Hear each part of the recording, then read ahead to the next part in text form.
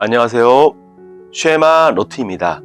오늘은 로마서 8장 18절에서 27절에 기록되어진 하나님의 의의 완성인 영화라는 주제로 함께 교제하길 원합니다.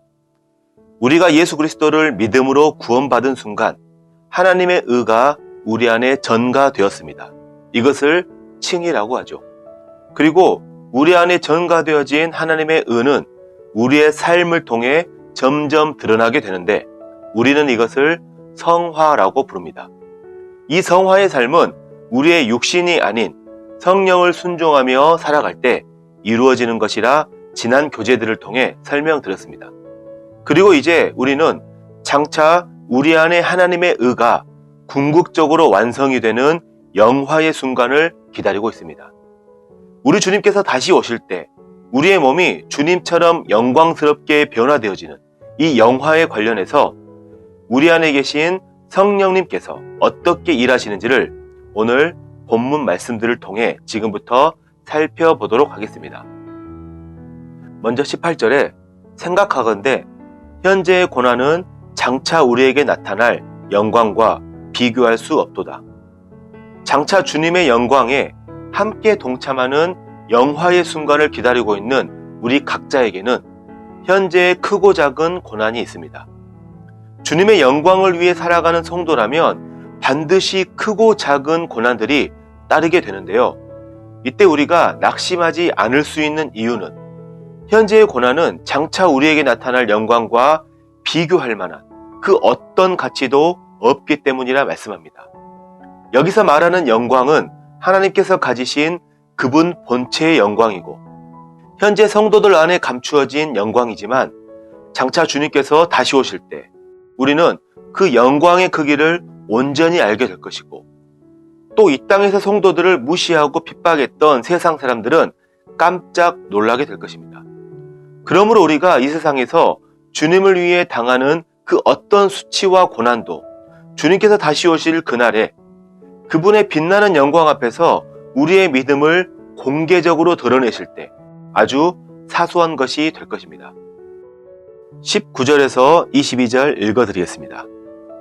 피조물이 고대하는 바는 하나님의 아들들이 나타나는 것이니 피조물이 허무한데 굴복하는 것은 자기 뜻이 아니요 오직 굴복하게 하시는 이로 말미암음이라.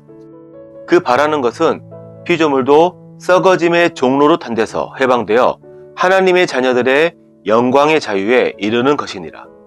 피조물이 다 이제까지 함께 탄식하며 함께 고통을 겪고 있는 것을 우리가 아나니. 여기 말씀에서 피조물들이 하나님의 아들들이 나타나는 영광의 날을 탄식하며 기다리고 있음을 말씀하고 있습니다. 창세기 3장에서는 아담의 범죄로 다른 피조물들이 저주를 받은 사실을 말씀하십니다.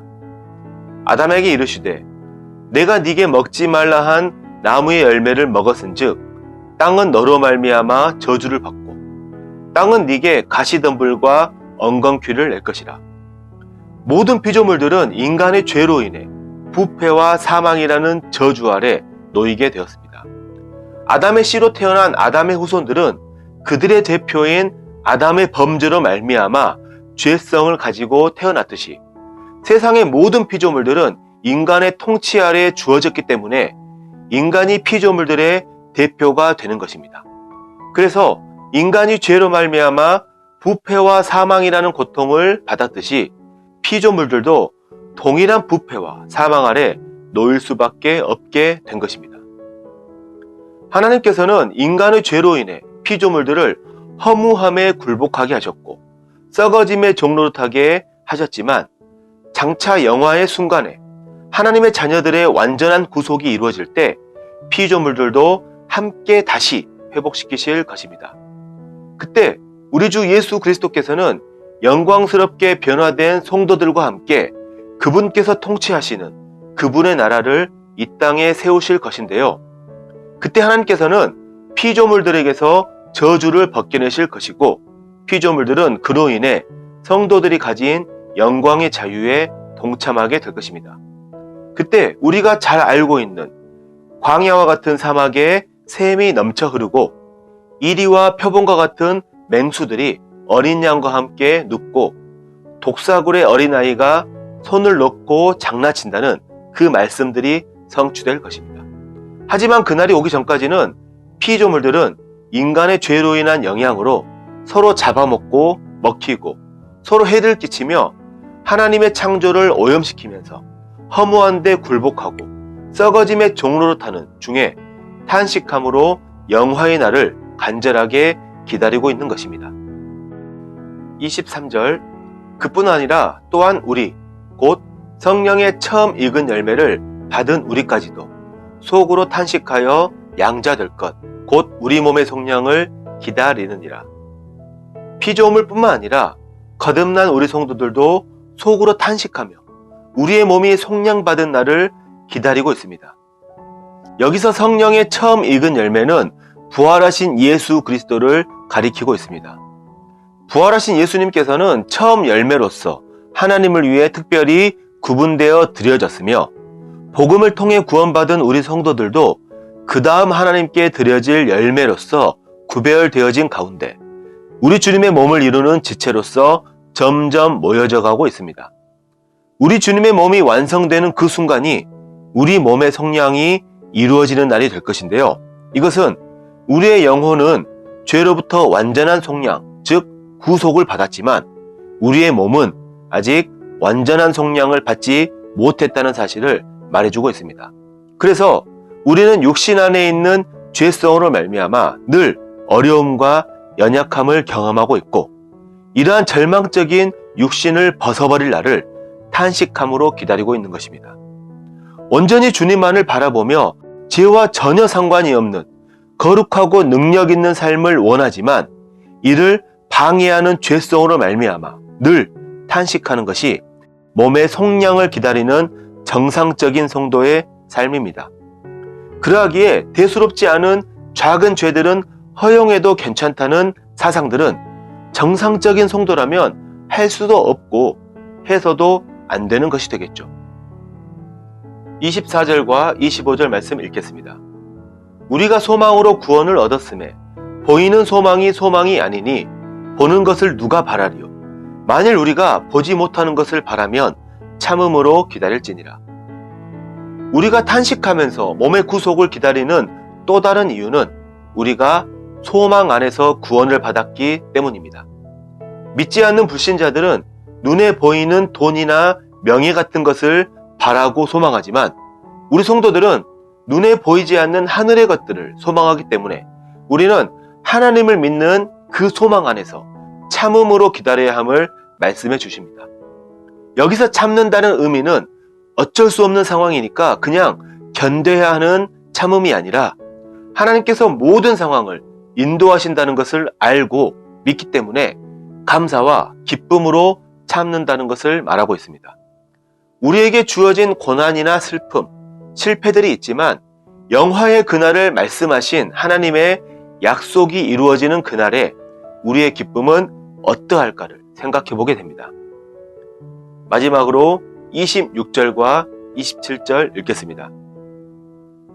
이와 같이 성령도 우리의 연약함을 도우시나니 우리는 마땅히 기도할 바를 알지 못하나 오직 성령이 말할 수 없는 탄식으로 우리를 위하여 친히 간구하시느니라.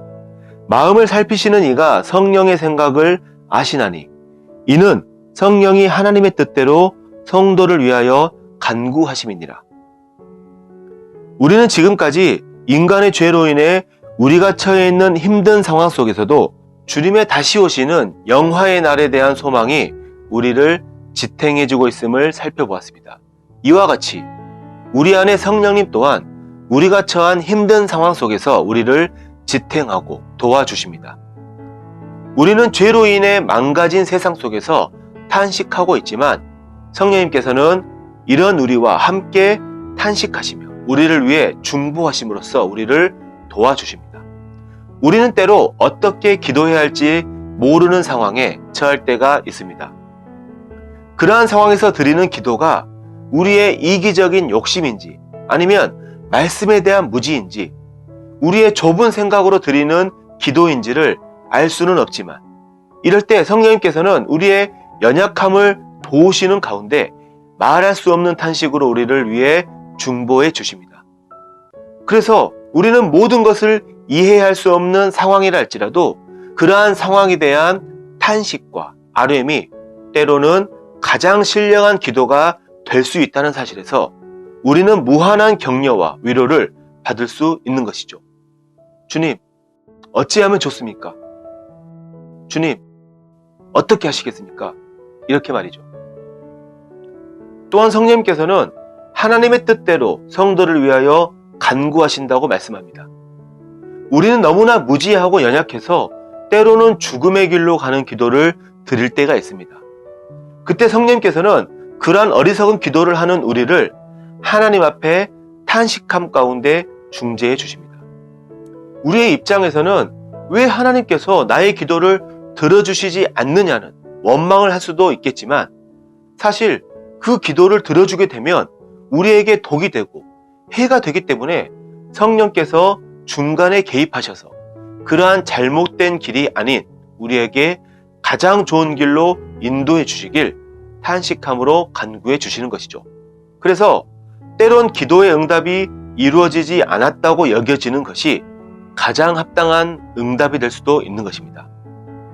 우리는 우리가 하나님께 진정으로 구해야 할 것이 무엇인지 알지 못하지만 성령님께서는 하나님의 뜻을 따라 우리를 중보하고 계시기 때문에 우리의 사정과 상황, 우리에게 필요한 것이 무엇인지 가장 잘 알고 계시면서 우리의 기도를 들어주시는 것입니다. 그러하기에 우리는 늘 성령의 음성에 귀 기울이고 순종하고자 하는 자세를 가지고 있어야 할 것입니다. 이제 말씀을 정리하겠습니다. 우리 성도들은 하나님의 의의 완성인 영화의 그날을 소망하고 기다리고 있는데요. 이것은 피조물들도 함께 탄식함으로 기다리고 있다고 말씀하고 있습니다. 우리 주님께서 다시 오셔서 인간의 죄로 인해 더럽혀지고 뒤집어진 창조 질서를 새롭게 회복시키실 그때에 우리 성도들은 주님의 그 빛나는 영광에 함께 동참하게 될 것입니다.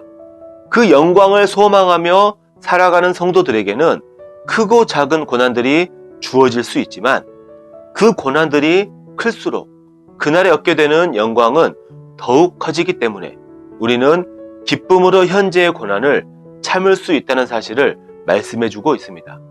중요한 것은 우리 안에 계신 성령님 또한 우리와 함께 탄식하시면서 그날의 영광 앞에 우리가 온전히 서게 되도록 우리를 위해 중보하시는 사역을 감당하고 계심을 말씀해주고 있습니다. 우리는 주님께서 다시 오실 날이 심히 가까운 시대를 살아가고 있습니다. 주님을 만나 뵙는 그날에 해같이 빛나는 영광과 기쁨 가운데서 마주하게 되는 저와 성도님들이 되길 기도하겠습니다.